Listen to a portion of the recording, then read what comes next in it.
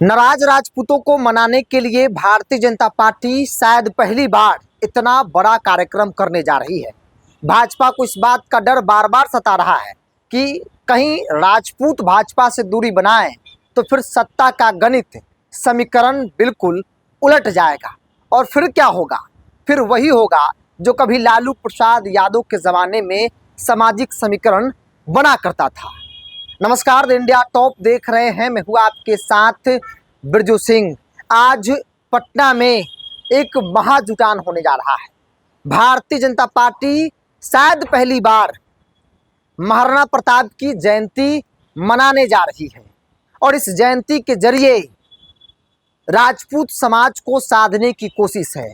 उस राजपूत समाज को जो भाजपा से इन दिनों नाराज चल रहा है, जो भाजपा का कोर वोट बैंक तो है, बावजूद भी भाजपा को लेकर मन में नाराजगी है और इस नाराजगी का परिणाम भी आपने देखा। उत्तर प्रदेश के चुनाव को देख लीजिए, भाजपा का क्या स्थिति रहा।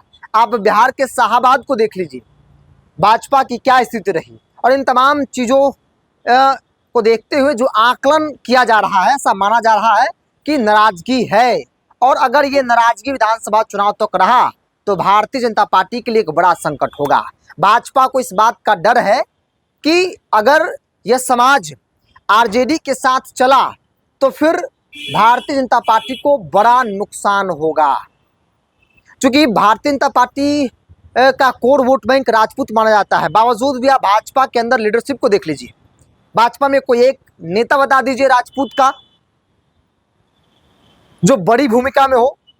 पोस्टर में भी जगह नहीं दिया जाता है।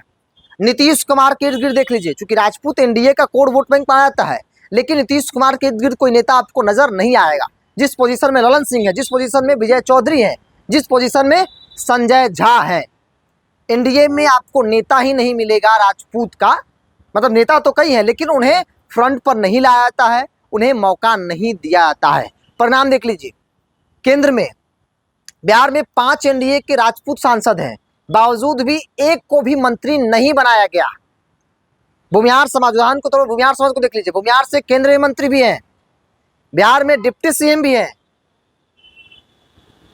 भूमिहारों का दबदबा तो है, लेकिन राजपूत पूरी तरीके से हाशिए पे है। अब इसके पीछे की कहानी को समझ लीजिए। हमने कई पत्रकारों से, कई नेताओं से बातचीत की तो उन्होंने साफ तौर पे कहा कि राजपूत की नाराजगी भाजपा को समझ में आ गई है और इसीलिए भाजपा पहली बार प्रदेश स्तर पर महाराणा प्रताप या किसी क्षत्रिय समाज से महापुरुषों की पुण्यतिथि जयंती जो है वो मना रही है।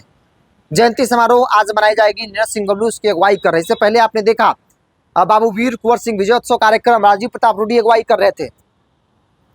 चूंकि डर है भाजपा को वोट बैंक में न सिर्फ चंदमारी बल्कि खिसक जाने का।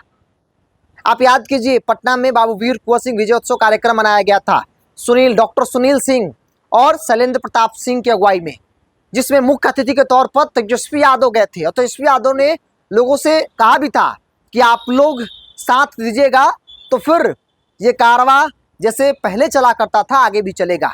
लालू यादव जब मुख्यमंत्री हुआ करते थे तो उनके कैबिनेट में 10-10 राजपूत मिनिस्टर थे। निर्णायक भूमिका थी सत्ता में, प्रोटोकॉल के मंत्री नहीं थे जिसे आज की तारीख में है। तब राजपूतों का दबदबा हुआ करता था, लेकिन एक समय आया जब राजपूत आरजेडी से दूरी बनाया और भारतीय जनता पार्टी की तरफ शिफ्ट कर गया, भाजपा का कोर वोट बैंक हो गया। बावजूद भी आज की तारीख में भारतीय जनता पार्टी में राजपूत हाशिए पर है और इसी का नतीजा है कि नाराजगी है। शाहाबाद साफ हो गया। उत्तर प्रदेश में भी आप देख लीजिए क्या स्थिति भाजपा की है और इस नाराजगी को देखते हुए भारतीय जनता पार्टी जो है इस तरह के कार्यक्रम करना भी शुरू कर दी है। और शायद पहली बार हम कह रहे हैं कि इतना बड़ा प्रदेश स्तर पर कोई कार्यक्रम महाराणा प्रताप को लेकर हो रहा है, भाजपा कर रही है। होता था कार्यक्रम इंडिविजुअल जिले में होते थे, या एनडीए के अंदर संजय सिंह जेडीयू के एमएलसी वो मनाया करते थे, लेकिन भाजपा नहीं मनाती थी। अब भाजपा भी प्रदेश स्तर पर पार्टी के कार्यक्रम मनाना शुरू कर दी है, महापुरुषों के नाम पर, क्षत्रिय महापुरुषों के नाम पर। बहरहाल अब देखने वाली बात होगी, क्योंकि भाजपा को इस बात का डर है कि लालू यादव की तरह के तेजस्वी यादव के साथ यह समाज चल दिया तो फिर सारा गणित जो है वो बिगड़ जाएगा। क्योंकि राजपूत वो जात है जिसके अंदर वोट ट्रांसफर कैपेसिटी है और इसीलिए अलग अलग दलों में राजपूतों पर दाव लगाया जाता है। क्योंकि वोट तो अपना जो वोट तो है ही है, वोट ट्रांसफर कैपेसिटी इस कास्ट के अंदर है। बहरहाल अब देखने वाली बात होगी इस कोशिश में भाजपा लगी है, उस कोशिश में भाजपा कितना कामयाब दिखती है। इस पूरी रिपोर्ट में इतना ही। आप भी अपनी राय को कमेंट्स बॉक्स में रखिए। बहुत बहुत धन्यवाद।